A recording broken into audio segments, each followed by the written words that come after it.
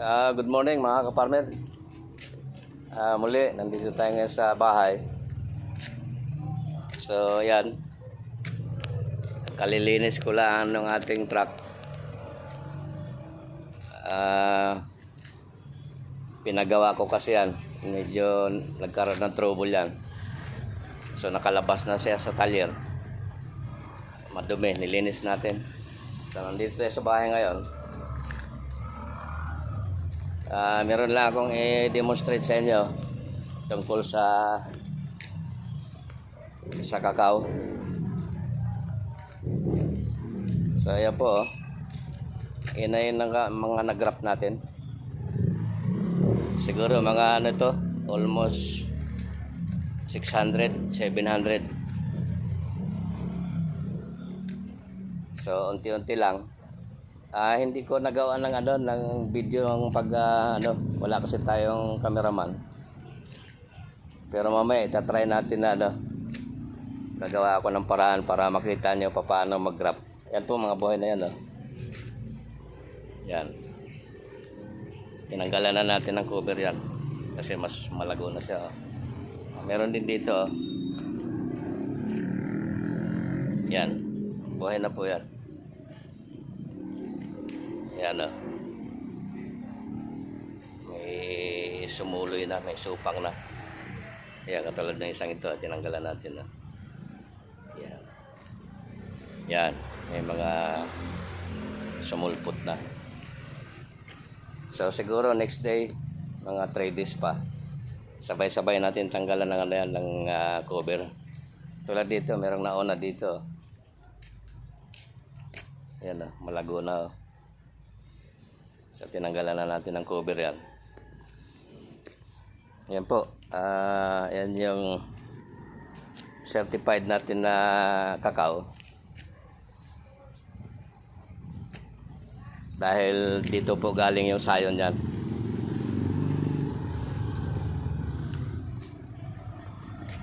Ayan po.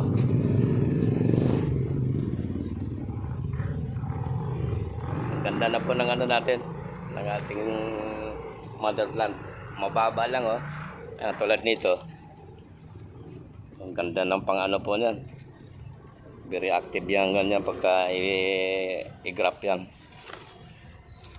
So yan Kaya certified po yan.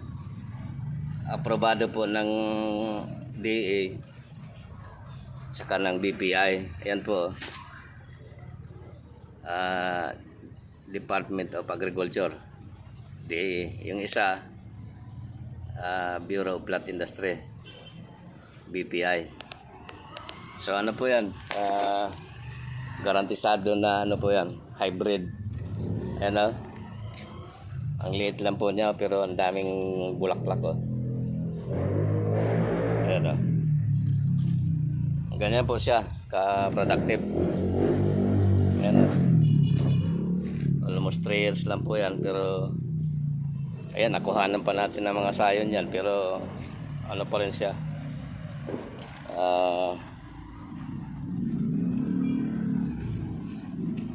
ayan medyo nasakal pala ng dapat patanggal mamaya ito. Ayan po ganda po ng ating kuhanan ng sayon. Ayan po, nandun yung tag niya yung plaka. So mga may plaka lahat po ito. Ayan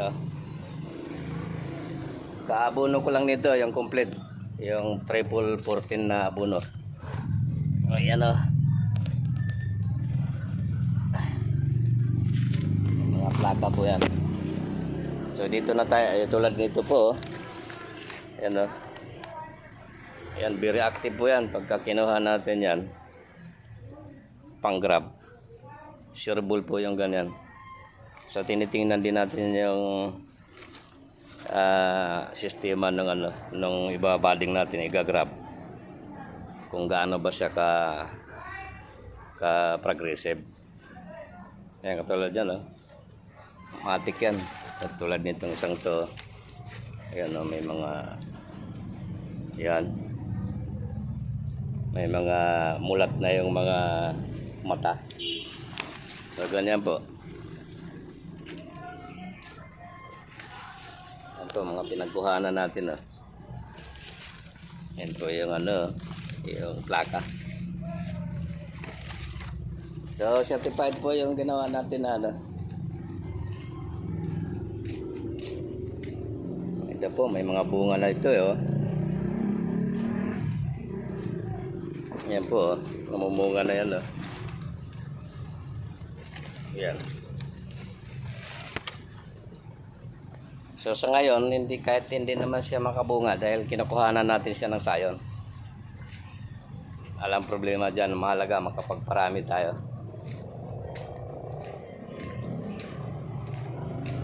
Ngayon, meron din akong i-demonstrate sa inyo.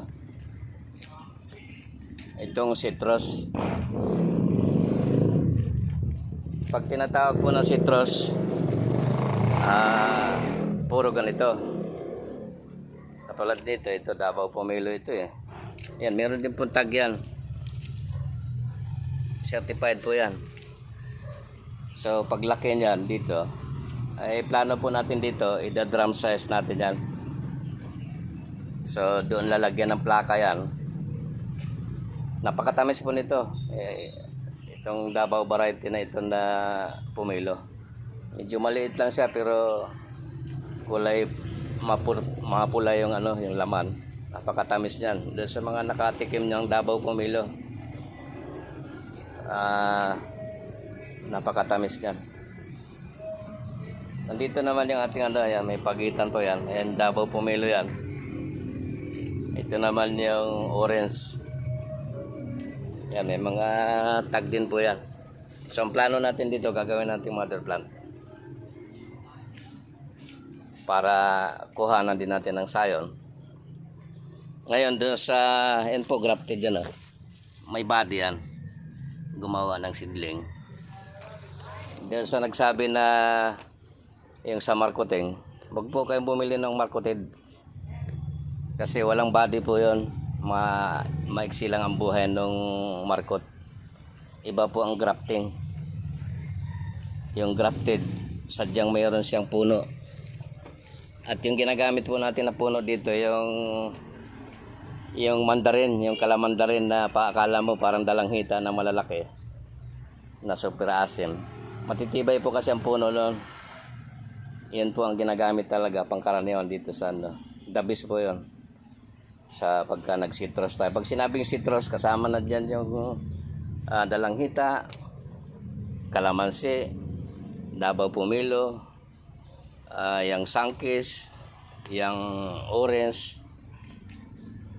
Yan po ang mga ori ng citrus. Yung dayab, yung lemon, yan katulad yan. Meron tayo isang puno dito, dayab, yung lemon.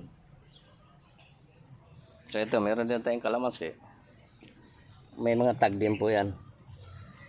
Certified na malalaki na kalamansi ito. So yan po. At dito po natin ililipat yan. Doon sa isa na may nagko-comment na hindi nakikita yung itsura ko Hindi naman kasi po mukha ko ang pag-usapan natin. Ito pa po yung i-grab ko mamaya. So i-try natin mamaya na mag-demonstrate nito, mag-grab. Gagawa tayo ng paraan para ma-videohan natin, ma-demonstrate ng maganda. At yung dito naman, ayan po, yan po yung mga pinagpilian. Ito, pinagpatayan ito nung nag-grab tayo nung tag-ulan. Medyo maraming casualties pagka nag-grab tayo ng tag-ulan. Kasi yung moist, wala yon. Maganda pagka yung medyo ganyan maaraw, mag-grab tayo. Alagaan, basta pagka meron na tayong na-grab, alagaan lang natin talaga ng pagdidilig. Para yung sustainable yung kanyang tubig. Mahalaga po yung alaga sa pagdidilig. Ito yung mga pinagpilian ko. So, gagawin po natin dyan abunuhan natin yan, palalakasin kasi tinan nyo, payat to. Kakargahan mo ng graph yan, eh baka mamatay din yan. So kailangan nating, parang nag-opera lang yan, kailangan natin palakasin yung inooperahan. Parang doktor lang yan, saka yung pasyente. So yan, ayan, mga pinagpilihan ko na po ito. So ikakamada doon yan, by 5 lang, dugtong doon, papunta rito. Medyo nainitan dito sa lugar na to eh. At obserbahan niyo yung nandito sa kanlong, yung halos hindi nainitan. Mga payat sila. So re-remove natin doon yan. Sabay abunuhan yan para next. Ayan yung susunod natin na igagraph. So ayan po, igagraph natin ito mamaya. Ayan, magagandang katawan. Pinili natin yan. Dapat yung igagraph natin ay selectable. Pili. Ika nga. At siyempre pili din yung ating sayon. So makikita natin dito ang feedback niyan sa ating ginagawa. Tulad nito, meron na siyang ano. Ayan, tinanggalan na natin ng cover. Ayan. Ayan po, meron na. Ayan.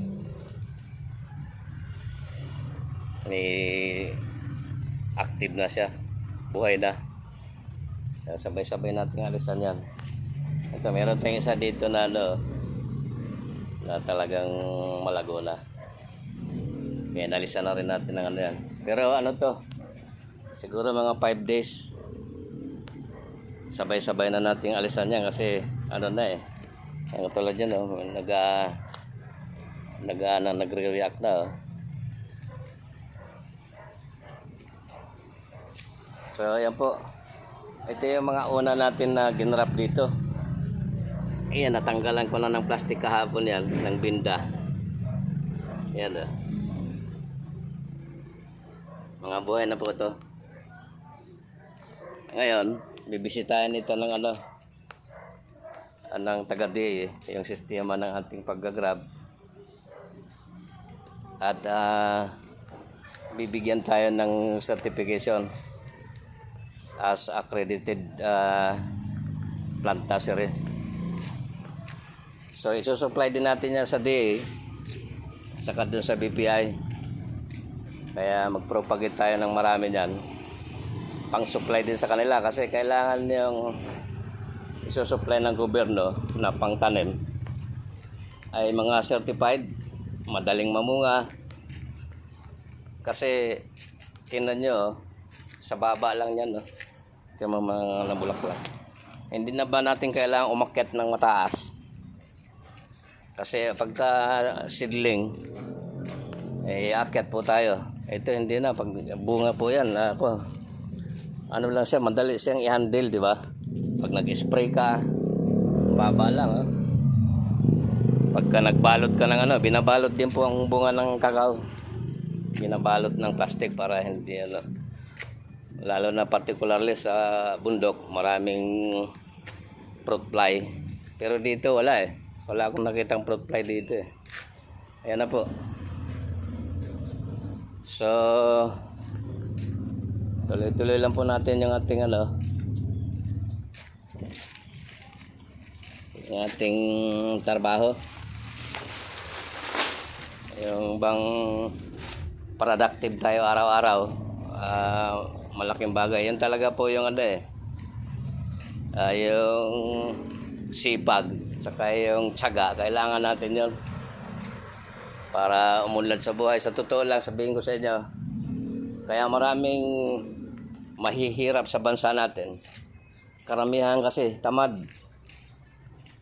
Yan po talaga ang totoo. Except doon sa mga tao na walang kakayahan. Pero yung iba dyan, wala ng kamay, paa lang, nakakagawa ng paraan. Kaya malaking challenge sana sa kanila yan, sa mga kompleto. Marami sa atin, puro inom, araw-araw inom. Walang hindi productive yung buhay. Sige po, ganoon na lang. Maraming salamat sa atin. God bless po sa ating lahat. Maraming salamat sa patuloy niyo na suporta. Sana someday yung kumbaga kung merong ano po dito, merong tayong kikitain dito kay Boss Mita. Plano ko po pang dagdag tulong sa mga mahihirap natin na kababayan na wala na pong kakayahan na magtrabaho, lalo na yung mga matatanda. So sila yung mga benepisaryo ko po dito sa ginagawa kong ito. At yung impormasyon tungkol sa paghalaman po, yun lang po nais ko iparating. Kasi kailangan din natin yung ating content. Mayroong mapupulot na aral yung ating yung very knowledgeable yung ating discussion. Sige mga kapartner, maraming salamat sa atin at magandang araw sa ating lahat.